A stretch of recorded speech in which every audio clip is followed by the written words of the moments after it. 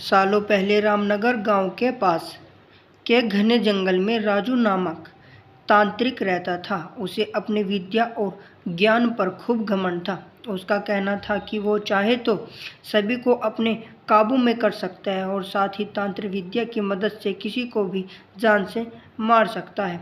उसी दौरान रामनगर नामक गांव के युवा एक एक करके गायब हो रहे थे। कुछ समय बाद ग्रामीणों को समझ आया कि सभी जवान लोगों को तांत्रिक अपनी विद्या से काबू करके खत्म कर रहा है।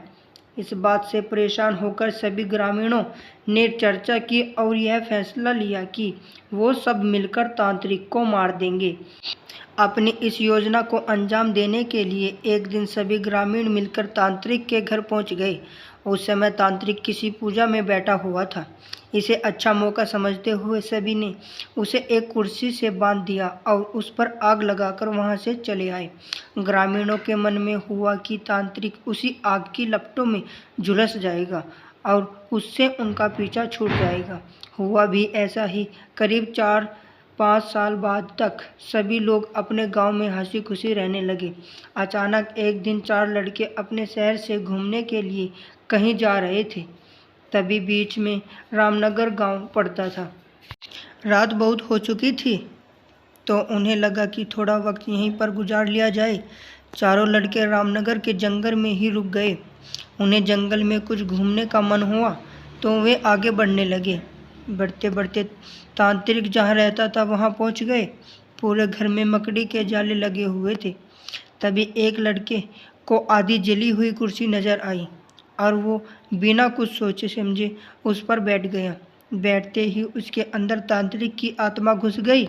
अब लड़का जोर जोर से चिल्लाकर कहने लगा कि अब मैं सबसे बदला लूँगा, पूरे गांव में आग लगाकर सबको जला दूंगा। अपने दोस्त को इस तरह का बर्ताव करते देख अन्य 3 लड़के डर गए और वहां से गांव की तरफ बढ़ने लगे।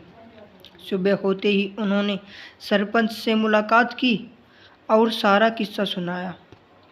सबसे पहले तो सरपंच ने उन तीनों लड़कों पर खूब गुस्सा किया। उन्होंने पूछा कि तुम लोगों को किसने कहा था वहां जाने के लिए।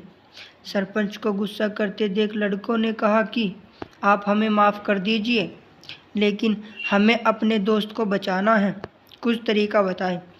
थोड़ी देर सोचने के बाद सरपंच ने कहा, अगर वो लड़का कुर्सी से उठता है और खुद को आग लगा लेता है तो शायद तांत्रिक की आत्मा उसे छोड़ दे। सरपंच ने यह बात कही ही थी कि जिस लड़के पर तांत्रिक का भूत गुस्सा हुआ था वो कुर्सी के साथ उड़ता हुआ गांव पहुंच गया। अपने दोस्त को इस हाल में देख उन तीनों लड़कों ने सबसे पहले जाकर उन लोगों से मुलाकात की जिन्होंने तांत्रिक की कुर्सी पर आग लगाई थी। उनसे बात करके सभी लड़के उन्हें अपने दोस्त के पास लेकर चले गए।